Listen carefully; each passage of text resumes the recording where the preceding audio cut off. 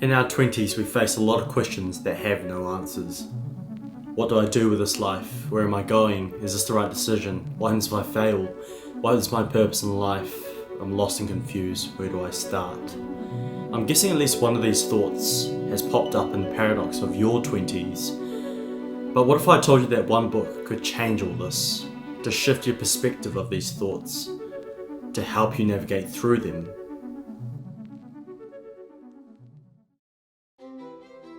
Morning runs, sunrise walks along the beach, in the calm desperation of gaining clarity, and perhaps escaping reality of the decade called our 20s.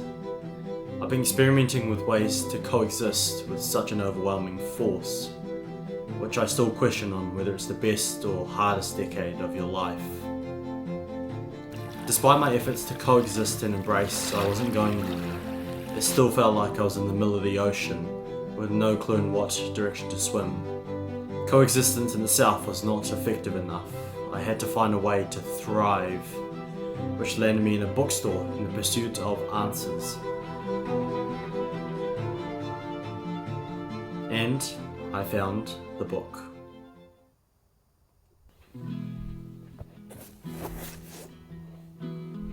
So this is the book that I've been wanting to share with you, and it's called The Defining Decade by Dr. Meg J. And if we jump straight into it, I feel like this book is applicable to wherever you are in your life, whether you've got things figured out or you're just lost in the paradox of your 20s, 30s, whenever. This book is applicable to all. And the first chapter I wanted to talk about was The Customised Life, and this book is a recount of the stories of Dr. Meg, who's a clinical psychologist, and her stories with patients that are in their 20s, and how they worked together to navigate through such complexities. And the first chapter is called The Customised Life. Now, Ian was late for an appointment, and he said, "Sorry, Dr. Meg, I was waiting for a custom bike part." Now, Dr. Meg had previously struggled to break through Ian because he was in the mindset of being in the middle of the ocean and having no direction to swim, and he was paralyzed by the amount of choices that he had in his life and how he wanted to live it, and just so super confused, unemployed. And Dr. Meg asked Ian, why a custom bike? Why not a normal bike? And he said it was a reflection of who he wanted to be, and he was proud of it. He wanted to be unique. He wanted to be different. He wanted to break from the societal norms. And Dr. Meg asked him, but was it always a custom bike from the start?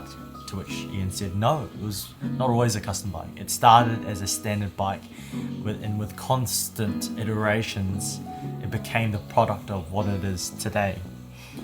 And that was a defining moment where that is our identity in our 20s.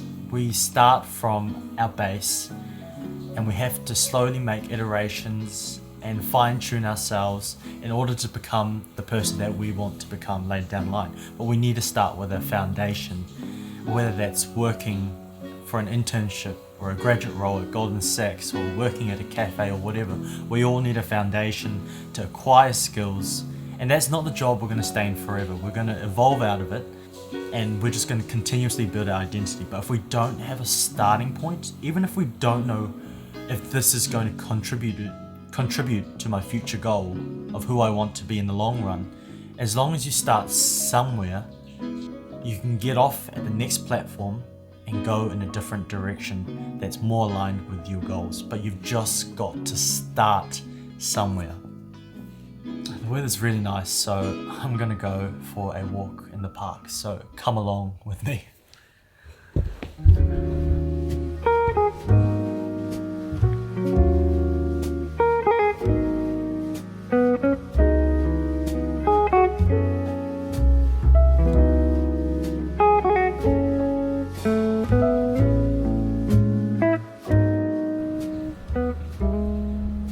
Hello, so we're at the park right now, and it is so peaceful and it just feels so calm. But if we jump to our second point, the second chapter I want to talk about was forward thinking. Too often we start we have a foundation, we've worked at a cafe, we've worked at Goldman Sachs, but we don't think about the future implications of our actions. We don't think about, is what I'm doing today contributing to the intent of who I want to be and the identity that I want to have.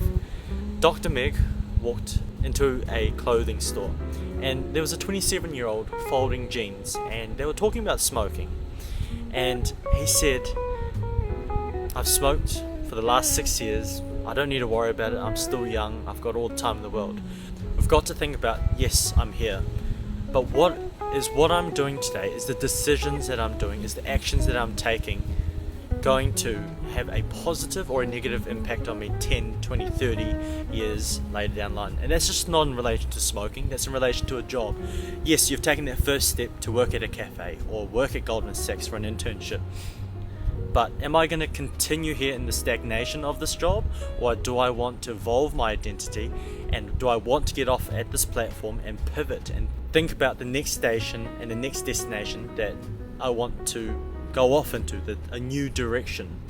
So what I'm trying to say is that we need, with every action and with every decision, it needs to have intention behind it. We can't just be like, oh, I want to pursue poetry, I want to pursue writing, I want to pursue dancing. No, it has to have some type of long-term logic behind it, not just the short term. Because before you know it, I was 18, right? And I'm nearly 22 now, and the blink of an eye, that period has just gone by, and our 20s are just going to whiz by. If we set ourselves up with intention now for the future direction, it's making it a hell of a lot easier when we start our 30s and we've got not only a foundation, but we've had direction for a couple of years. So that's the second point I wanted to talk about. Now I'm off to somewhere else, so come along with me.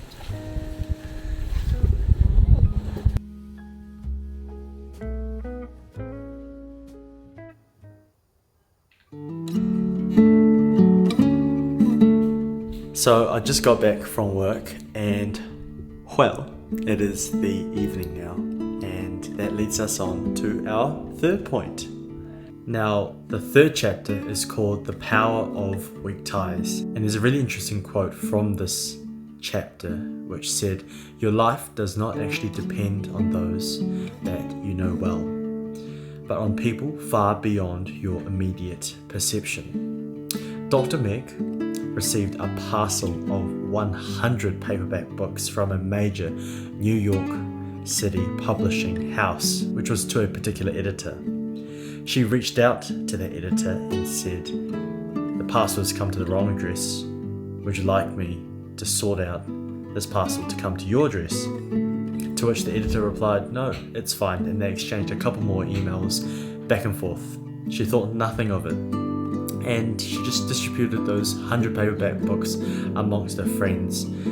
But years down the line, she'd never met this editor, and it was time for her to publish the book, The Defining Decade, and she didn't have any connections in the publishing industry, but she remembered these emails that she exchanged with this editor, and she sent a copy of her drafted book to the editor to review. And that is how she landed her connection and how she got this book published. Now, to me, this is an incredibly scary concept of reaching out to those that are not closest to you and that are weak ties. But I think this is going to be a challenge for myself, and definitely potentially a challenge for you, to reach out to a weak tie to help you progress in whatever situation that may be. And I think that's going to start with me, for instance. Right now, the job market is horrendous. It is so bad. And basically, the people that are getting jobs these days, because they're cutting off so many people, are the ones that have connections. And I wouldn't say I have the best connections in the world, but after reading this chapter, I definitely want to challenge this concept of weak ties. And what's the worst case scenario? Rejection, and they don't reply. That is the worst thing. That's not the end of the world.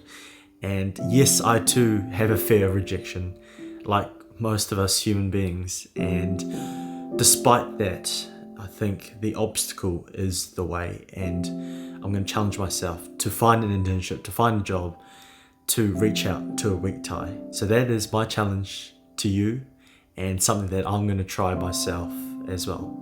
So that is the Divine Decade, and the 3 main points that hopefully resonated with you and encourages you to read this book. I've put the link of the book so you can have a look at it in the descriptions below. But I truly, genuinely, from the bottom of my heart, think that this book can change you, because there are so many more chapters to the book, and there are different parts that may resonate with you in particular. So whether you're in a high or whether you're in a low and you're lost, this book is for you.